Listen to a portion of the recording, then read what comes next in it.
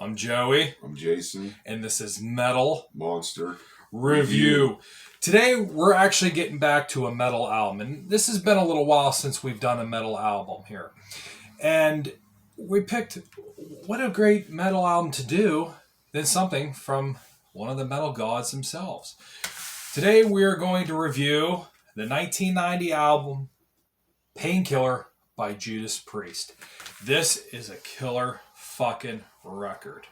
From start to finish, this is a great album. As you know, Judas Priest, synonymous with metal. And they've had a lot of great albums over the years. Some of them have sounded different than others. This one to me stands out because to me, this album's a little bit on the heavier side. And we notice more double bass drums coming into this record because this is the first album that featured the drummer Scott Travis. Now, Jason, would you like to talk a little bit about Painkiller? Like you mentioned, almost there's not a bad song on this album. Not at all. Not a bad one. And like you mentioned, it's a lot heavier. We were talking about this earlier today. Like if you would just take British Steel, listen to that, which is a great album, and you listen to this, it's like night and day of the heaviness of the drums. In some way, guitar, yes. And Rob's vocals in this album, man, insane. And to me, like Halford has always been known for hitting those high notes, which is something that I truly love. And seeing Judas Priest live twice, you know, it's often great listening to him to do Painkiller live. But you're right. This album here, his vocals sound really good on this, and it almost sounds like the high pitch is a little bit higher. Even like maybe it's the production quality, maybe it was just his vocal range that he changed it a little bit up for this album. But it's really good. It stands out, and what they got in is what they put out, and vice versa here, and it just sounds fucking great. I think this was his last album with them. Yes, before he formed Fight and then did the solo project. Then he came back. Which then came back for, I believe, Angel of Retribution. But yes, you are correct there. Now, what are some of your favorite songs off this record? My favorite one's Metal Meltdown. That's a killer song. That really is, and I like the guitar work in that a lot. I mean, that's a killer tune for sure. Just a little solo in the beginning of that song. Yes, and you know, K.K. Downing and Glenn Tipton were definitely on point with this album for sure. What's another one that stands out with you?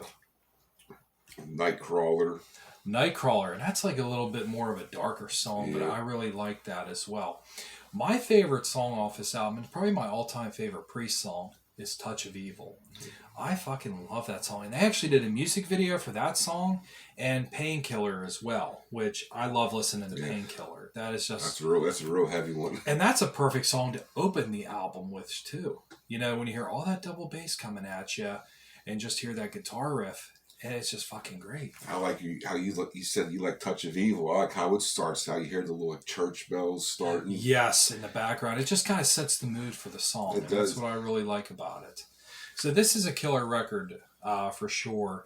And if you're not familiar with Judas Priest, hey, you know, this is a good one to start with, by all means. We were just talking, me and my buddy here, he made a drinking list for us. So when we drink our beer, his little thing plays music.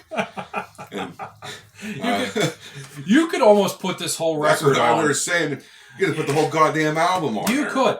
In theory, you could almost play that whole album and that just be, hey, this is just cool, laid back drinking tunes as well. But it's really heavy and great too. Now, do you have anything else you'd like to add about Painkiller? The only song, I mean, it's not bad. The only song that I really don't care for is One Shot at Glory.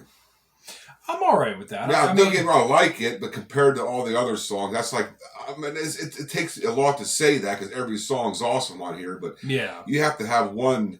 This is like, it ain't at the very top. So if I had to go from top to bottom, if I had to go from top to bottom, that would be on the bottom. Yeah. Now, would you consider that a filler song? Because I was definitely cool with it. There's nothing on here that I disliked. I don't think it's a filler. It's just, it was hard for me to pick like one song that wouldn't be my, if I had to pick 3 songs off this album, that one wouldn't be on there, but it's still a good song. If you had to pick 3 songs that you would recommend for anybody out there who's never heard this album, what 3 would you pick?